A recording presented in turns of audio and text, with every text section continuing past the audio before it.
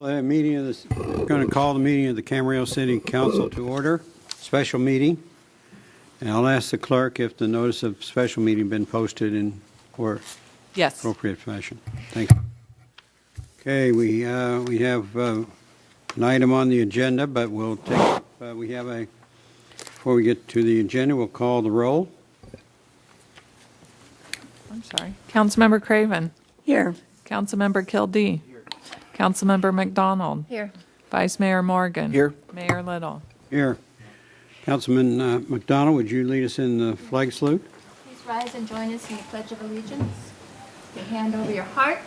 Ready, begin. I pledge allegiance to the flag of the United States of America and to the republic for which it stands, one nation, under God, indivisible, with liberty and justice for all. Okay. We have a public comments. I have one card from a Todd Schumann. That's going to come to the agenda. On the item. Go ahead, Mr. Schumann. Please state your name for the record, please. My name is Todd Schumann. I live at 2260 Camarillo Drive in Camarillo. I work in the school district as a substitute school teacher. I speak to you tonight to request an item be placed on the agenda for the January 14th, 2015 City Council session. I would like to request that the Camarillo City Council consider a resolution that would express either opposition to the Santa Maria Refinery rail spur expansion taking place in San Luis Obispo County, or at least express concerns about the project.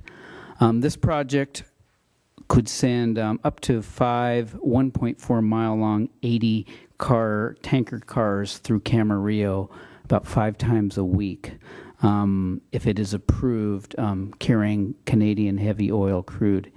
And we have, obviously, the tracks go by lots of houses and schools, and I would like the council to address that and have a discussion about it and potentially weigh in on this potentially serious issue.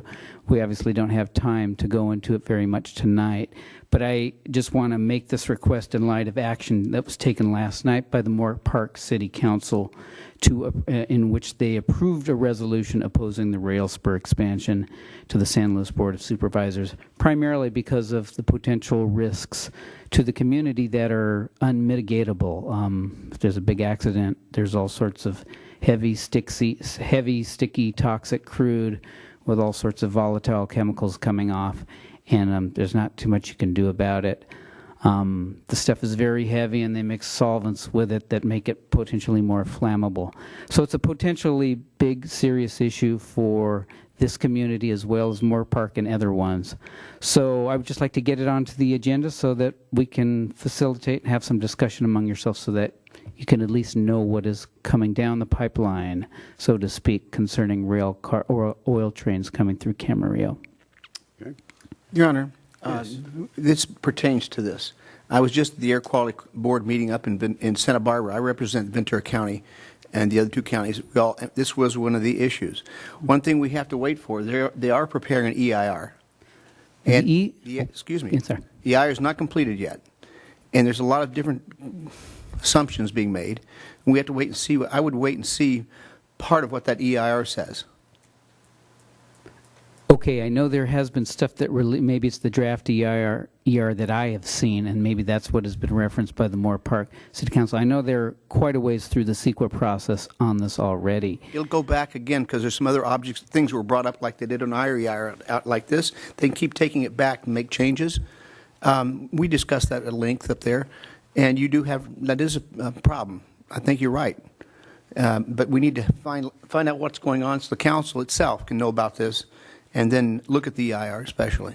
Well, I would encourage you to I've actually already called some of your staff about this, to have your staff investigate this and report back to you. And if they see fit, such as the Moore Park City Council staff did propose a resolution for you to, or some way for you to address it, Well, and also to give the public an opportunity to address it. Council, Vice Mayor Morgan is saying is that it is being addressed by an EIR, and we should wait for that to happen. So we can ask our I questions. would also point out that, what Moore Park or whoever else may do is not necessarily what the city of Camarillo will do. I understand that. Yes. My comment would be, and I don't know that much about this, but if the draft EIR is out for circulation, that is when we should be Okay. talking about it, not waiting till the finals ones to be, because that's when it's out for public review. There Well, are, you're right there. It will be coming back because they're already found some things they Well- need to have added to it. So I think they're watching it. I know that we're watching it, the air quality boards are watching it. Your Honor, I'd like to request, I would agree that I think our city council needs to know about it, and if there's even if it's a short staff report at this point in time, give us the facts of where we are and so forth would be appropriate. Thank you. Any other questions, comments? No, I think that's reasonable. Well, may I suggest that we refer this to the staff and let them evaluate The timing especially. timing of it and bring it It's back at timing. the appropriate time, whether it's January 14th or whenever, so, and that they will get in touch with you and let you know when that may be. But we will have it on some agenda in the future, okay? Okay, thank you very much. Thank you. All right, moving on to the, is there any amendments to the agenda? No amendments. Okay. Okay, item 2 is the Camarillo Springs debris flow. Yes, Your Honor, I'll take the lead on that, and then Tom Fox is going to be providing some further information for you. As the council knows, on October 31 and November 1 of this year, there was a debris flow incident which occurred in the Camarillo Springs area of the city of Camarillo. On November 1, there was an emergency proclamation that was issued by City Manager Bruce Fang. On November 5th, the City Council adopted a resolution confirming the existence of that emergency. Subsequent to November 5th, there's been some further developments. On November 17th, the National Resources Conservation Service, which we reference as the NRCS.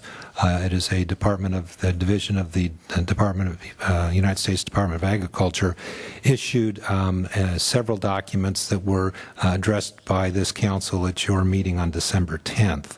And you took a number of actions at that time, including authorizing the city manager to execute the contract that was recommended by NRCS and multiple other actions related to that. On December 11th, there was a significant rain event that occurred in the Camarillo Springs area that I'm sure you're all familiar with, resulted in substantial damage to several homes in the Camarillo Springs area. At least 16 of the homes were damaged. 10 of those homes have been red tagged as uninhabitable. The work on the November project that was described in the NRCS documents that you looked at on December 10th, it was scheduled to commence on December 15th. However, because of the events of December 11th and 12th, the work on that November plan never commenced. Instead, the NRCS has prepared plans for a new project, and a copy of those plans is included in your agenda packet. There's an aerial photograph that is referenced as the plan view, and that is now up on the screen, depicting the proposed improvements in what we're calling the new project. And Mr. Fox will provide a little more information on that in a moment. In addition to that, there's some drawings that are included in your agenda packet that were prepared by the NRCS that accompany those plans. Due to the limited time that's available based on these emergency circumstances, there is not sufficient time for the city to go through a standard bidding process, and you are allowed to proceed on an emergency basis for projects that require immediate attention. In terms of the funding, the NRCS has estimated that the costs for the new project will be $600,000. and that in order to qualify for that reimbursement of up to 75% of that from NRCS, the city must serve as the sponsor for the project. And staff is recommending this evening that a contract with a contractor to construct the new project be awarded for an amount not to exceed $660,000. That adds another $60,000 to the $600,000. That's a 10% contingency. We've also indicated in the agenda report certain findings with respect to the public purposes to be served by this new project. The budget impact, again, is described in the agenda report as $660,000. The suggested actions are listed in the agenda report on big page 3. There's 8 proposed actions. I'm not going to read them all now. I'm going to, at this point, request that Mr. Fox provide the council with some information with regard to this new project and what the status is in terms of the work in the field as proposed by the new project. So, Mr. Fox, could you provide some information on this? Your Honor, not only will I provide information on the project proposed, but I think it would be helpful for the council to understand a little bit of background leading from our last meeting where we discussed this till now, understanding why the plan has changed. There's already been some work completed to date. I'll explain what that is, and then I will wrap up by going into what the work is that's being proposed for you to approve tonight. I'll start with why the plans are changed and maybe to explain a little of the background of why things have ramped up from the original discussion. Of course, we know that changes occurred, the conditions changed after the fire. A lot of the vegetation that has held the hillside in place for however long, 35 years that the homes have been out there, or 30 years at least, without a problem. Of course, after the fire conditions changed, the vegetation was burned and the root system was compromised. So what happened in October, the end of October, the October 31st storm, is a lot of mud was washed down with that. We had a mud flow or a debris flow that was primarily mud.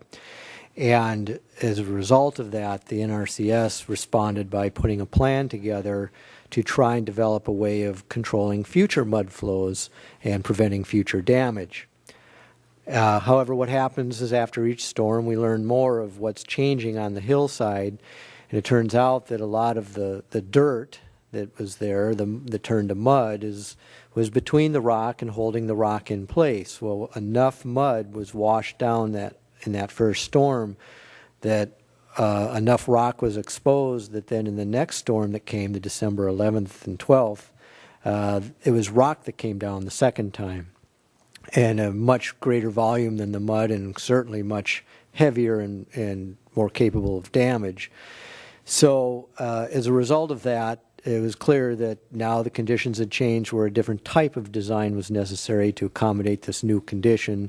So the NRCS came back and now has come up with a new plan modified from the original plan to address the much bigger, heavier debris.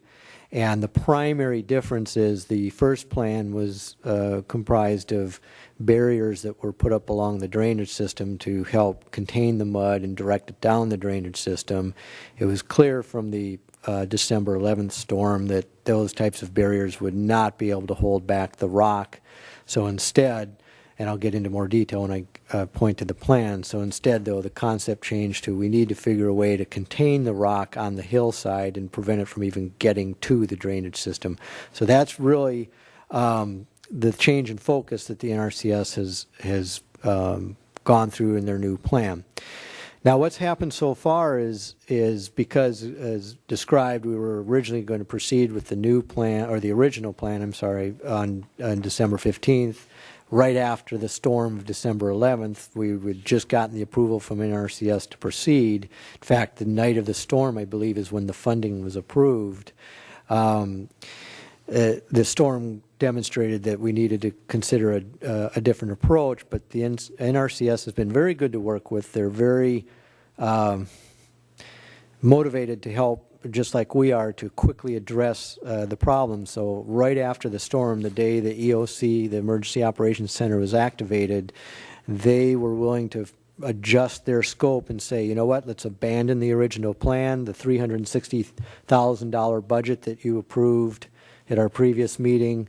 They said now use that and concentrate on repairing the storm damage so that we can at least restore as much as we can to mobility and accessibility in the community. And then from there, we'll move forward with our new plan. So just to maybe explain some of the major work that's been already accomplished in the last few days, over $300,000 worth of work, is a majority of, well, there's two areas that you're familiar with where the debris flow has occurred. The one is on San Como, where there was basically a fan of debris that was much larger than the mud flow. It was rock and really basically damaged all of the homes in this area. I think about 7 of them were red tagged. That debris extended out into the street and covered this area and made San Como impassable. All of that debris has now been removed from the street. It still exists between and in the backs of the homes, but that's for a later time to address. Our most immediate goal is to open access to the community, so the street is now clear. The other major flow was above Gatana, and basically it was in this direction here. It was amazing to see the damage. This area is a hillside slope that was carved out 20 foot deep, and rock, mostly rock, some mud, but mostly rock, covered this entire area. And I think there were 3 or 4 homes red tagged in this area. The rock debris was up to the rooftops, and there was about a 15 to 20 foot mound in this area. We had planned to have an excavator at the bottom and the top that could come in and help remove debris during the rain, but it was so quick and intensive, the excavator at the bottom was covered by the mound of rock. Only the bucket from the excavator was sticking up. So all of that had to be cleared because the street was blocked. The slope was so compromised that this is a trapezoidal channel that's fairly large, probably 10 to 15 feet across.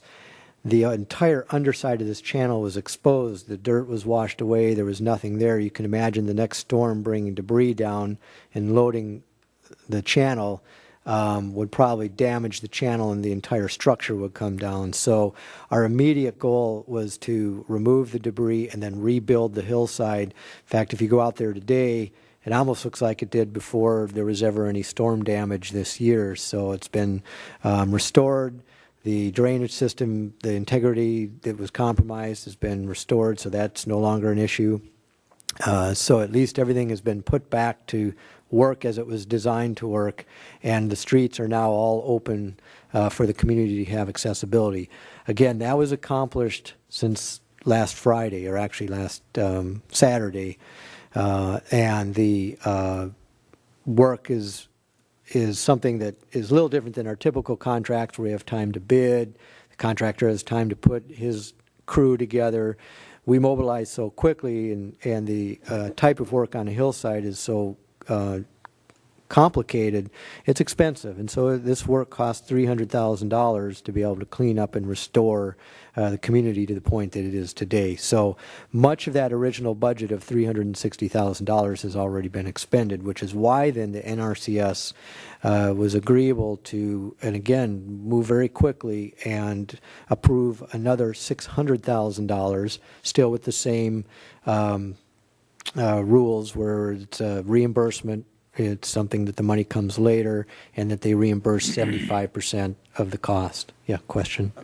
It's still a 10-day process? Well, actually even less, because we needed the money starting to flow the night of the storm or the next day with the cleanup. The 10-day clock started last Friday.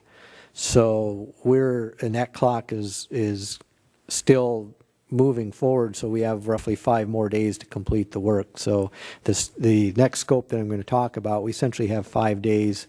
The NRCS has been very good at working with us and understanding we're getting close to Christmas. The goal is to try and be finished by Christmas Eve, and our contractor is aware of that deadline and is prepared to try and meet that deadline. So this next work is within that first 10-day It's within the 10 days it already started, yes. Wow. Because it's still, as far as the NRCS has to look at this, and they're trying to work with us, but they have their rules too. They can't create a new project because then you start all over, and we don't have time to start at the beginning. So they're amending their current project to include the new scope, but that means we have to stay with the current clock.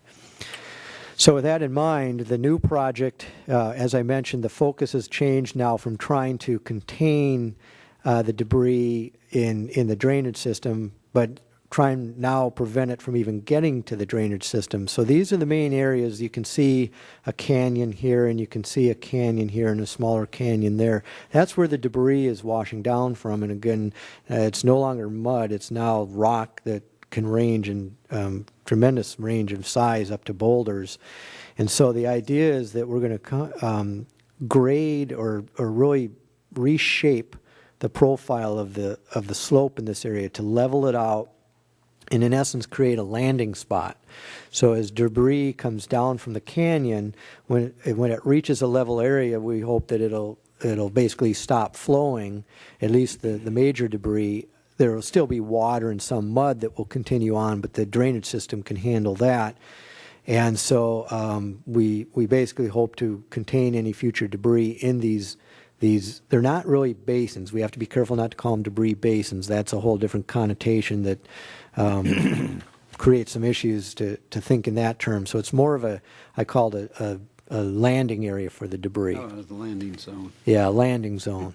And but that's still a substantial amount of grading and debris that has to be removed. Collectively, we're looking at about 11,000 cubic yards. Just to give you a sense of a cubic yard in weight is about the weight of a car. It's about 1.5 tons. And so you have, upwards of 17,000 tons of debris that have to be removed from the hillside and trucked off in a short amount of time. So that'll be the funding. We now have the documents in place to sign and have them so that the funding is clear to go starting tomorrow if you approve this item tonight. Our contractor was out today basically creating the access roads he needs to do this work, so he's ready to go, and work will commence, again, if this action is approved tonight, work will commence tomorrow and proceed until it's completed. Have we got a location to place this yards of dirt? Again, we're very fortunate that things have worked out where this particular contractor has a quarry nearby. Because it's in the county and the county permits that quarry, their permits only allow that rock can be exported from the quarry. The reason is under normal quarry operations, they want to limit the number of truck trips to a standard quarry operation. They don't want them to bring more debris into the quarry or more rock into the quarry and increase the operation beyond what the permit allows. So the county's been very good to work with in short order. They've now got us a temporary emergency permit that allows the rock to be transported into the quarry so it can be stockpiled there. And fortunately it's nearby, so the trucking distance isn't very far, and that helps keep the costs down as well. Okay. Any questions of I have a question. Yes. Tom, the new plan, is it basically to try to obviously help the mud flow, but you kind of seem to be focusing more on the rock on this situation here. So the new plan, which is a lot more extensive than the first plan, it just appears to me, of hearing your report, that it's predicated a lot on the rock situation and not just the mud and or the rock. Is that a fair assumption? That is correct. This latest storm produced a lot more rock and a lot less mud than was originally anticipated, which means that the strategy had to change. And the strategy now is really targeting keeping the rock from reaching the drainage system and, more importantly, not reaching the homes. I'm going to point out, that while the homes have been damaged in this area and in this area, our goal now is, and I'll use this as an example, because of the erosion that's occurred in this area, there's starting to be a canyon carved that if fully and the next rain fully collapses, we could see debris continue down in this direction. None of these homes have been damaged. The damage is in this area. And so by flattening this out and controlling where the debris flows, we hope to trap it there and keep it from extending in new directions and damaging even other homes that haven't currently been damaged. Also, as the debris reached these homes, it stopped at the homes and was just starting to reach beyond this row of homes and start to impact some of the homes beyond. So again, we want to contain the debris to prevent it from reaching homes that have not been damaged. So a lot of this is really focusing on trying to contain the flows to no more than what they have in the past.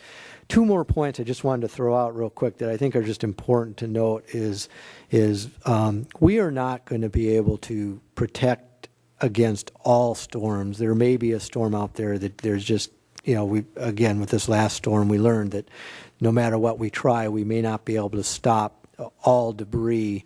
But our goal is to create a condition that can stop as much as possible in as big a storm as possible. Our goal is to just go as far as we can with the resources available.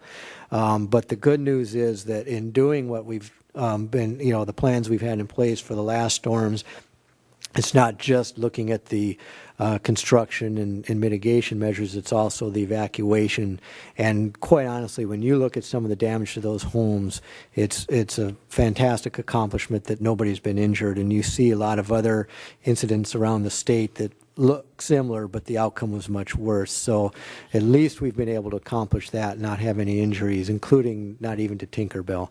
So we have to also remember that while this is devastating, there has been some accomplishments here that have been positive.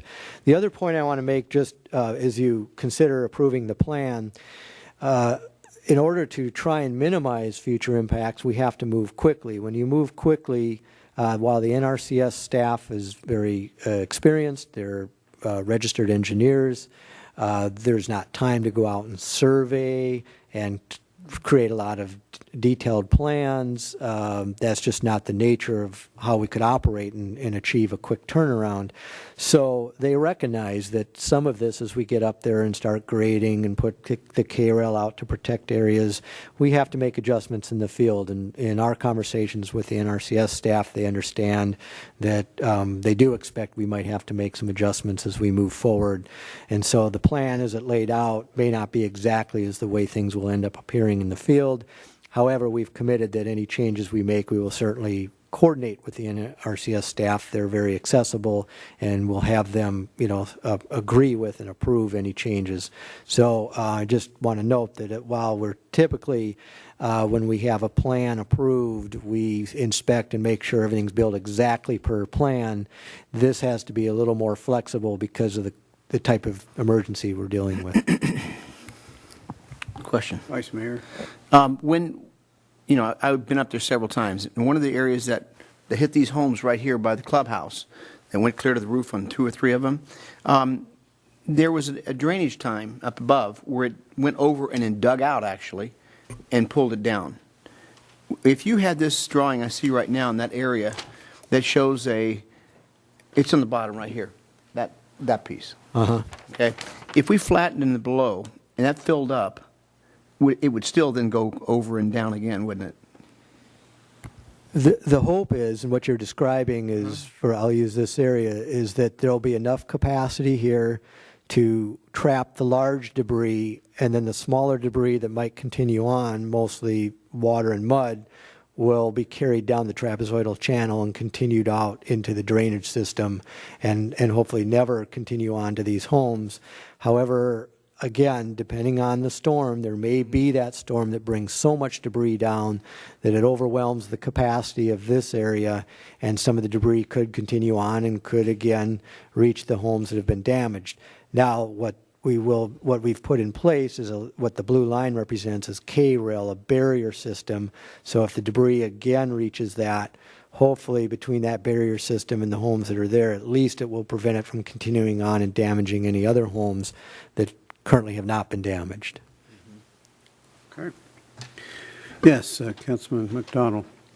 Not being an engineer, I got to trust everybody on this one. I'm assuming that they're used to working under this kind of condition, and that's kind of what they do is meet crises and so forth. So it's a norm for them almost. Exactly. This is the typical type of work that they do, but they also come with a caveat that they've learned that the best they have to work with is the immediate information that's available, and that new storms can produce new information, and they have to adjust along the way. Right. But at least it's what they're used to dealing with. My question is just curiosity. I'm picturing a flat area large enough to hopefully catch this stuff, so it's not really a basin.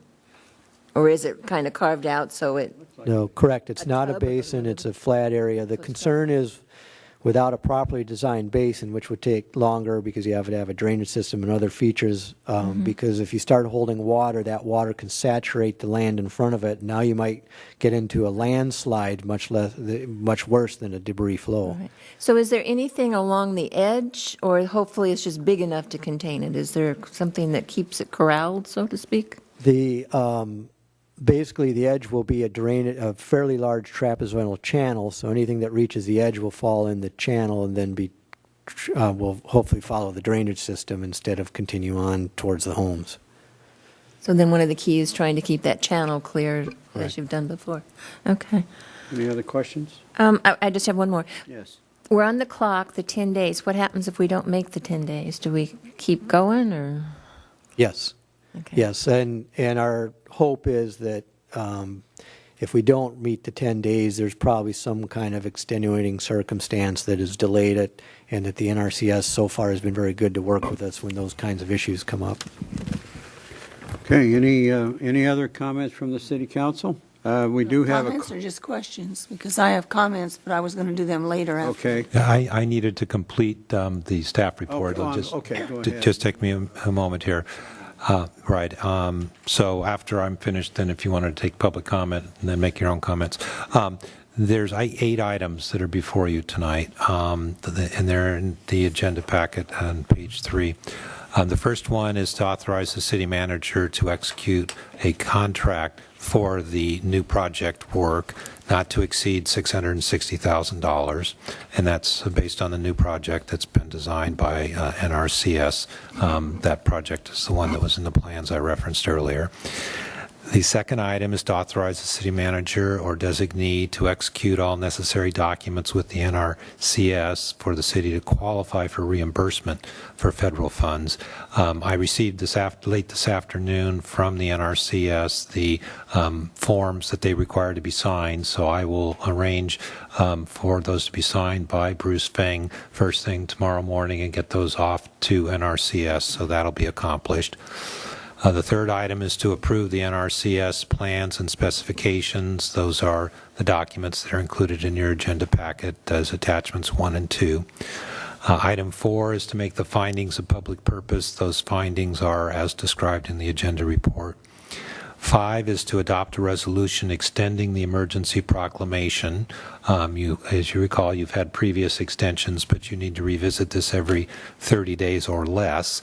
And by taking that action tonight, you're continuing the proclamation. It will remain in force at least until 30 days from today. You do have a council meeting on January 14th, so if there's still an ongoing issue at the Camarillo Springs, we would be able to bring that back to you on January 14th for yet another extension of the proclamation. Item 6 is to authorize the city manager to negotiate an agreement with the Springs Homeowners Associations with respect to the 25% funding balance and the maintenance of the new project. Remember that the allocation by the NRCS for their dollar amounts, the most recent one being the $600,000, that they pay 75% of that, and that the remaining 25% would still have to be addressed. Item 7 is that prior to commencing work on the new project, that the city must receive written approval of the proposed new project from the Springs Homeowners Associations. I did send an email to the association's attorney this afternoon and received a quick turnaround from Sheldon Chavin, who's with the Community Property Management, indicating that the Camarillo Springs Common Area Association and the Springs Homeowners Association was authorizing the city to proceed with the project as is described in these plans. So that requirement has been satisfied. And the last item is to authorize an appropriation of $660,000 from the account number noted there. So at this point, I understand there may be public comment. Yes, Councilman. Brian, if we get to that point where we make the motion, can we commingle all these, or do we have to do them individually, or can we just make one motion? You could make one motion to approve the suggested actions. Thank you. Okay, we do have one comment card, Barbara Williams from the Camarillo Springs Homeowners Association. Barbara, please just identify yourself for the record, please. I am Barbara Williams, President of the Springs Homeowners Association. Our community is very grateful for all of the work the City of Camarillo and their staff has performed during our recent disaster. We received the revised NRCS plan today at 3:22 p.m. and have forwarded it to our experts. We appreciate that you are extending the emergency proclamation in item 5. I kindly request that you modify item 6 to remove the Springs Homeowners Association and replace it with property owner. We do not own the property on the hill where the work is to be performed, and I have been advised that we cannot enter into agreements concerning property we do not own. A short time ago, our property manager sent the following to the city manager and the city attorney, which your city attorney said, acknowledged he received, and I have corrected some of the grammar. This is verbatim what was sent. We are confirming that the Camarillo Springs Common Area Association and the Springs Homeowners Association do not oppose the NRCS plans and specification relating to the Camarillo Springs debris flow and authorizes the city and the NRCS to proceed with the project as described in the NRCS plans and specifications. Since this proposed NRCS project appears to be primarily on property owned by others, we also feel that the city should obtain affected property owners' approval of the NRCS plan. The Springs HOA has been and will continue to cooperate, but the well is going dry given huge expenditures we have incurred and continue to incur on a daily basis as a result of the catastrophic damage from the recent rains. In short, we face unprecedented financial losses. While multiple government entities are working to secure assistance for our community, respectfully and most importantly, our community is unwilling to contribute such a substantial sum when we have received no explanation, despite numerous requests, as to why the owner of the adjacent property is not paying to remediate the dangerous condition on their property. Again, we are extremely grateful, and our neighbors will cooperate with the workers and heavy machinery that will be in our community. Barbara Williams, President of the Springs HOA. Does the city attorney have any comment on that? Yes, I wasn't quite clear what on the comment by Ms. Williams about modifying number 6. Number 6 is the one which says it's to authorize the city manager to negotiate an agreement with the Spring Homeowners Association with respect to the 25% funding balance and maintenance of the improvements for the new project. So how is it that you wanted that changed? I wanted the Springs Homeowners Association to be removed and for it to be replaced with the phrase property owner. And that is because it is not our property where it is going to occur. Yes. So bottom line is, by that statement there, we assume you are asking for us to pay for maintenance of a project that is on property we do not own, and you're asking for us to contribute 25% of the cost of the project for efforts that are done on property we do not own. However, we recognize that all efforts that are going on will be of a benefit to our community. Your Honor, if I can make a suggestion, because this is what we're authorizing the city manager to do, let me ask the city attorney, can we simply add "and property owner" into our action, and that gives the city manager the ability to work with whoever it's appropriate for you all to work with? But that way you have the authority from us to do so, Yes, we could do that. and then that takes care of your issue. It gives you the authority to move forward. I have a question too, Your Honor. Would that work? Well, we should probably be more specific with respect to who we mean by property owner. The property owner that is located adjacent to the Camarillo Springs property to the south. There's actually, well, we did, but that was for the original project. Now we have a separate and a new project.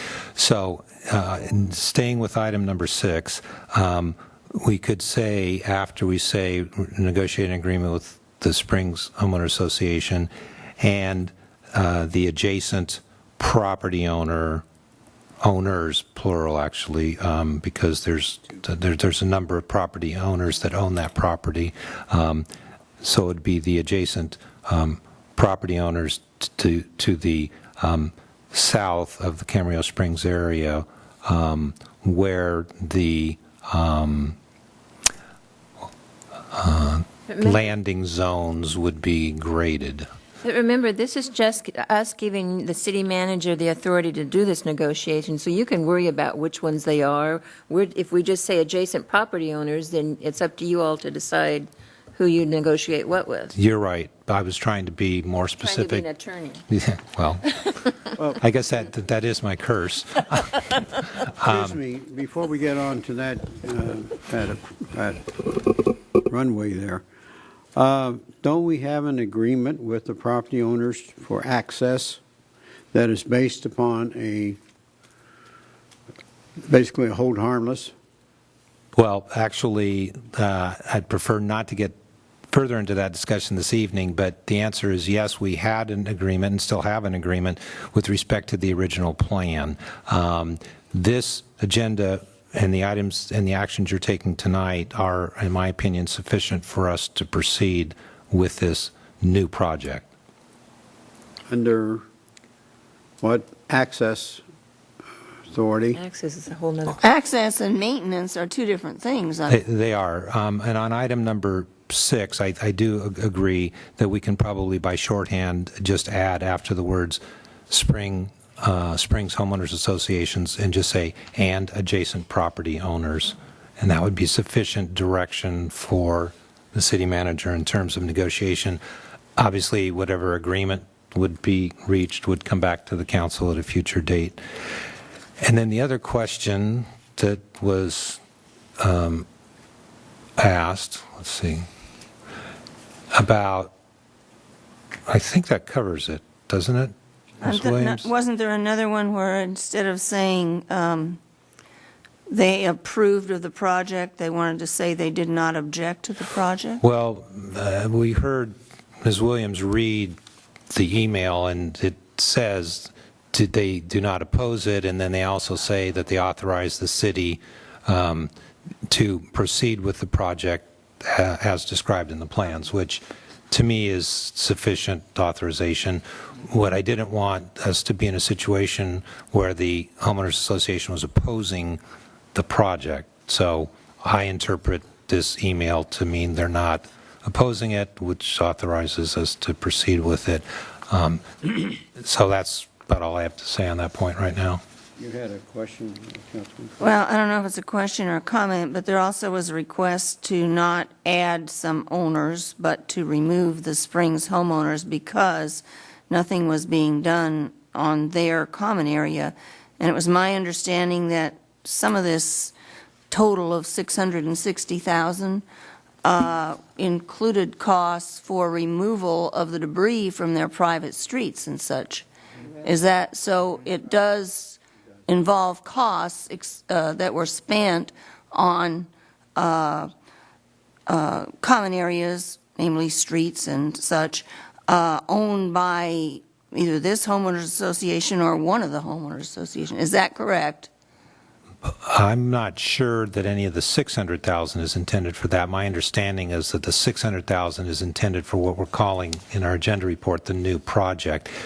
But having heard what the council has said, the only change that I would make to the agenda suggested action is the one that I just mentioned, which would be after the word association to add in the words "and the adjacent property owners."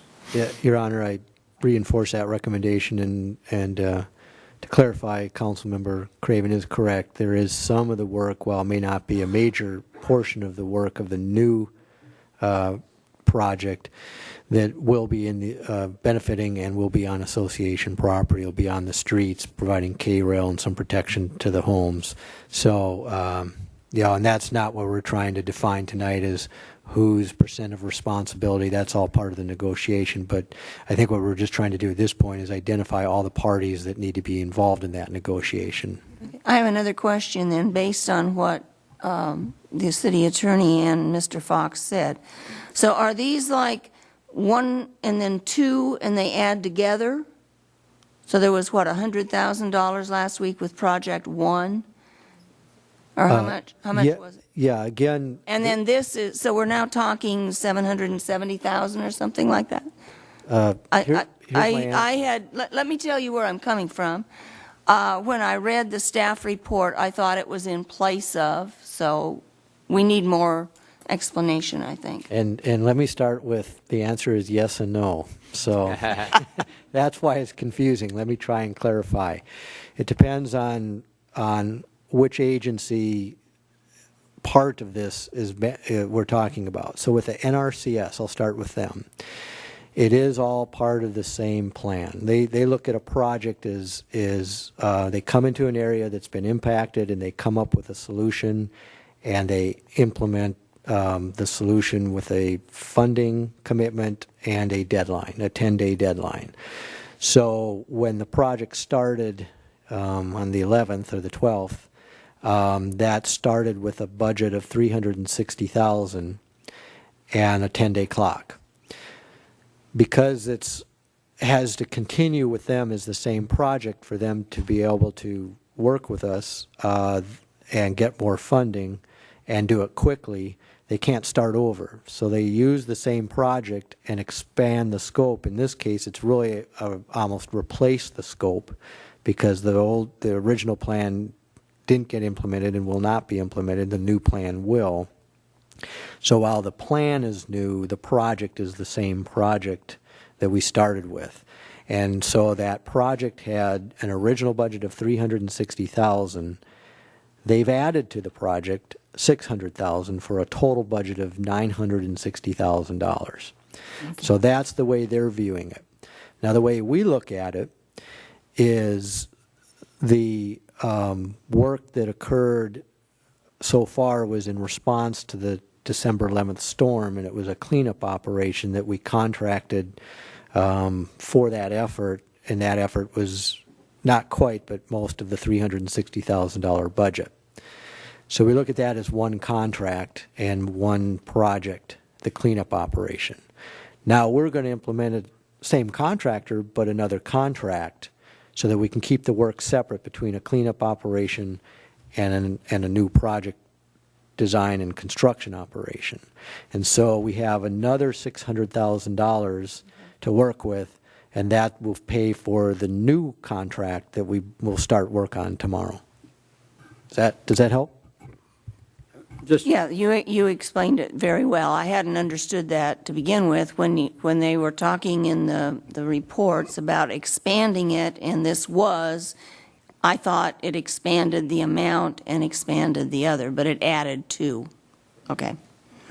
Tom, in addition to all this $960,000 that are involved with the federal side of things, we obviously, as a city, have money into this ourselves, don't we? That is probably not going to be reimbursed.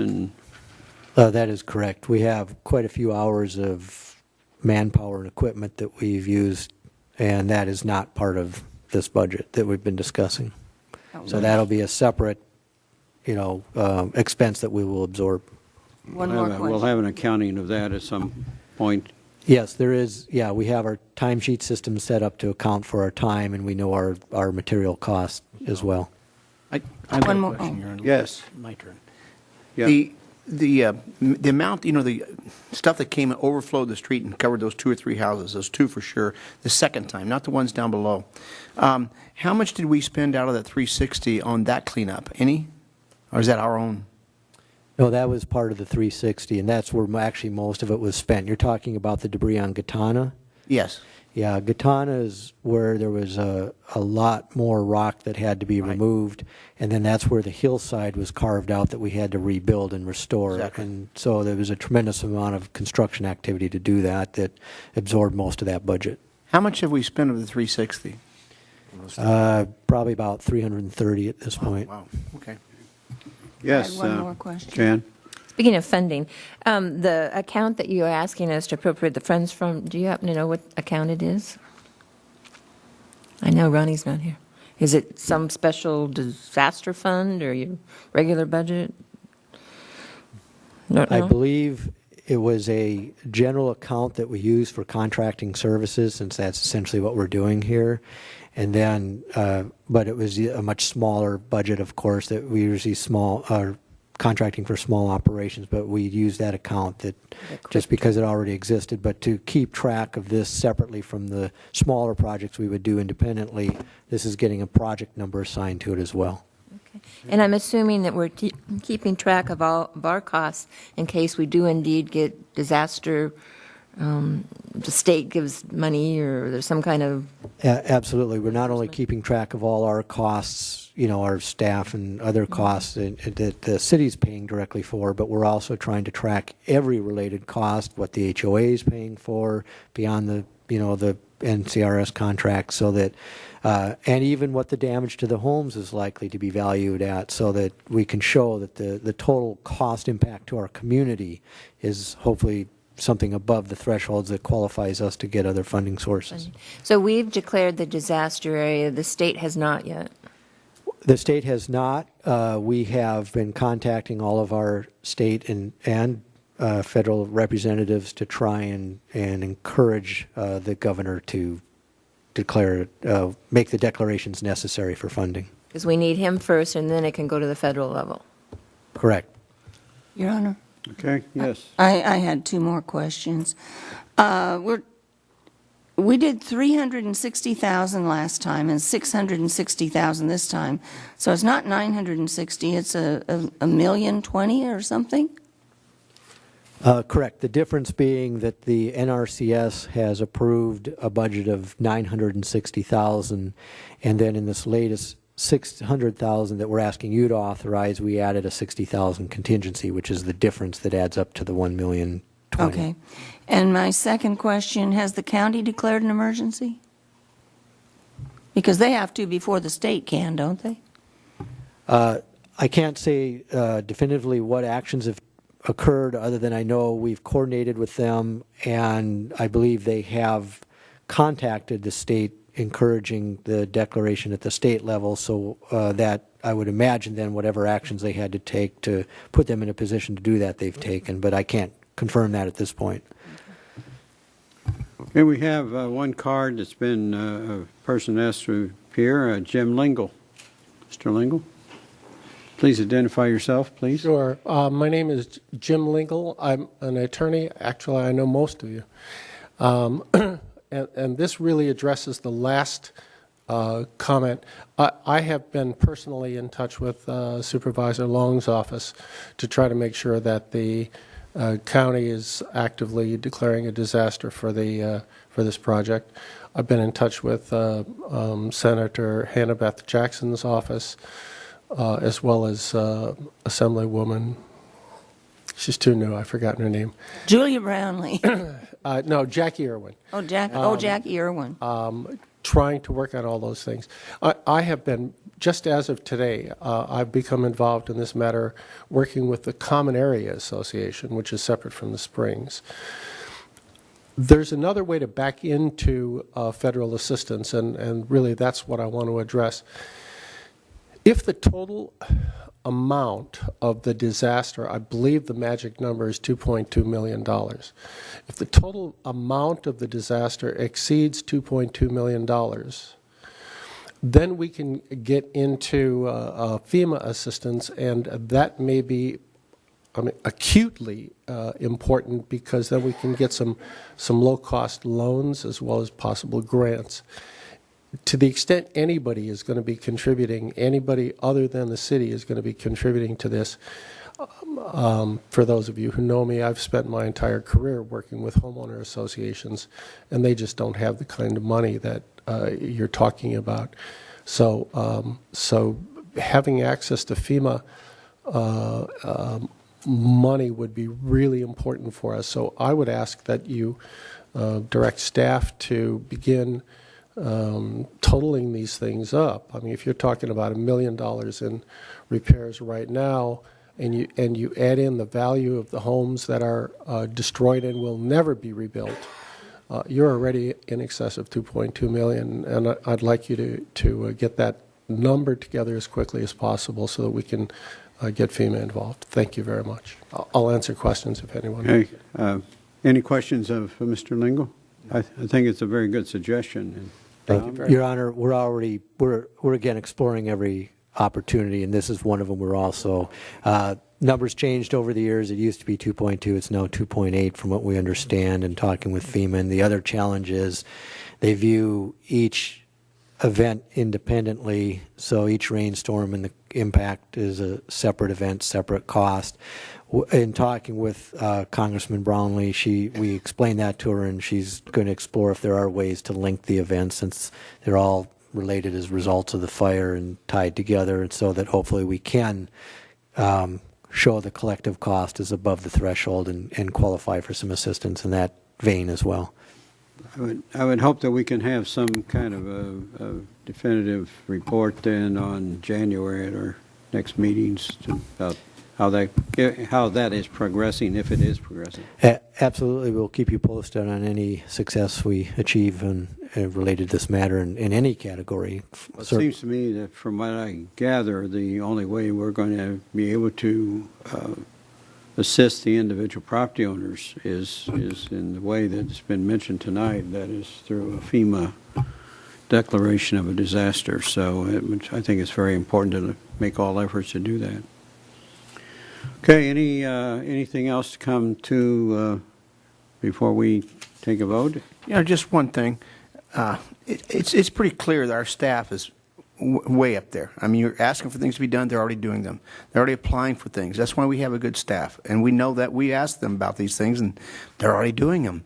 And so I think we're a step ahead of you in trying to get that money to help make this thing a safe place out there. Your Honor, Yes. I have a comment. Yes. Go ahead. Before we get down. I want to specifically address Mr. Fox. You're the fourth Public Works Director, or whatever. We've called him different names since I've been here, but the fourth one that has been with the city since I've been on the City Council. And all of you have been engineers, and sometimes engineers tend to see things that have to be proven, have to go in a very straight and narrow way. And I just want to say that with respect to this kind of thing, tackling dial-a-ride, taking over maintenance at the train station, you have been very, very flexible and willing to look at other options and sometimes just turn around very quickly. And I think that there are very, very few engineers that we could ever find who would be able to do the types of things that you have done, and especially address them so quickly and be so flexible. And I just think you need some acknowledgement for that. So thank you. Okay. I think we can, I agree with you, but I also think that there's a whole lot of city employees out there that's been working around the clock, so to speak, certainly the police and fire, and others that have been going almost nonstop for the better part of a week. And so we want to all give our thanks to all those Everybody. people. Thank you, Your Honor. I actually was going to interject to make that same comment, and I'll just add to that this is actually probably the first emergency operation of this size that I've been involved in. We've had others smaller, but to see how everybody comes together, it really is impressive to watch. And while I do very much appreciate the compliment, that the only reason we've been successful is because of the tremendous team operation that's come together so quickly. I have a comment, Your Honor. Yes, Kevin. I just want to make just one quick comment here, too. This plan may be the best plan. It may not be. We don't know. But there's an issue here. And, I know I'm preaching to the choir here, but, we're going to address this to the best of our abilities. And if we don't do anything, the situation's going to get even worse. And we certainly don't want that. And I want to thank our staff and the council up here and the residents there of really coming together and helping this situation to the best of our ability. So, we'll keep working on this. Sir, yes. Well, since we're thanking everyone, I would agree with everything that's been said, and I think that you can't thank enough our staff for as hard as they worked and all the emergency personnel. And I think a thank you to the homeowners, the people who live there. I mean, to have gone through all of this, and even Tinkerbell got out okay. It's just amazing, the cooperation that's gone on with everyone working together. It really shows a lot about this community, and I think you're all to be recognized for that. I forgot one thing. Barbara has been like a full-time employee out there. When you go out there, she's there everywhere and maintaining and really representing the people of that community. And I got to say, I've never seen one, from HOA doing that much work and not getting paid for it. That's What what's a year key. to be president, huh? Yeah. So, Yeah. that's it. Okay, is there a motion? I will move to adopt the 8 suggested actions as stated in the at the end of the staff report in the agenda package, with the exception of the changes that the city attorney read to item number 6. Second. Moved and seconded. Is there any further discussion on the motion? Please vote. Okay. Jan. Motion carries unanimously. Let the work begin, huh? Yeah. See, I don't believe there's anything else to come before this special meeting of the Camarillo City Council. And if not, we stand adjourned. Anyway.